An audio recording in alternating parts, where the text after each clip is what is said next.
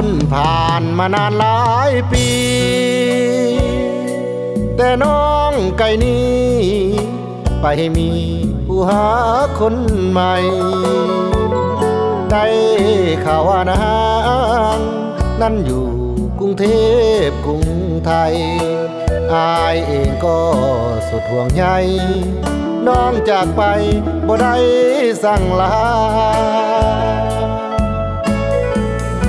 เจ้าเครียดให้อายด้วยเหตุผลใดจึงได้ห่างไกลลืมไหลดินแดนบ้านป่าไอ้เฝ้าคอยของขอให้นางคอยวันเวลาปานใดน้องจะคืนมาบ้านนายังคอยน้องนาหรือเจ้าลืมน้องลืมถิ่นฐานบ้านเก่าที่สองคนเฮาเคยเว้าเคยห่วงสัญญาว่าจะหากันเท่า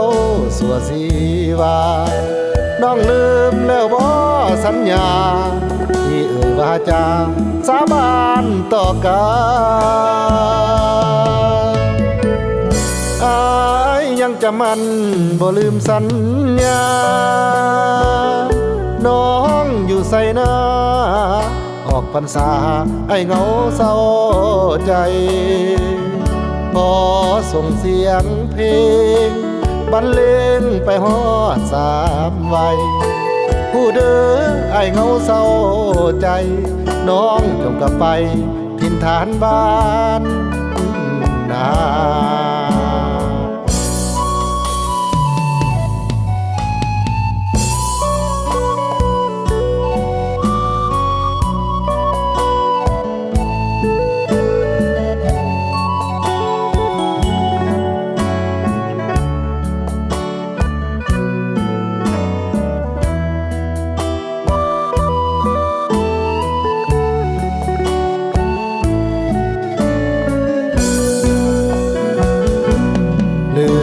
เจ้าลืม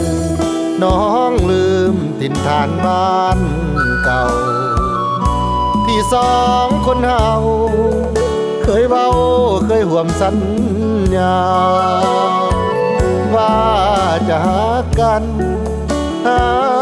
เท่าสัวสีวาน้องลืมแล้วบ่สัญญาที่เอ่ยว่าจะสาบานต่อกันอายยังจะมันบ่ลืมสัญญาน้องอยู่ใส่นาออกพรรษาไอ้เหงาเศร้าใจพอส่งเสียงเพลงบรรเลงไปฮอดสามวัยผู้เด้อไอ้เหงาเศร้าใจน้องจงกลับไปถิ่นฐานบ้านนา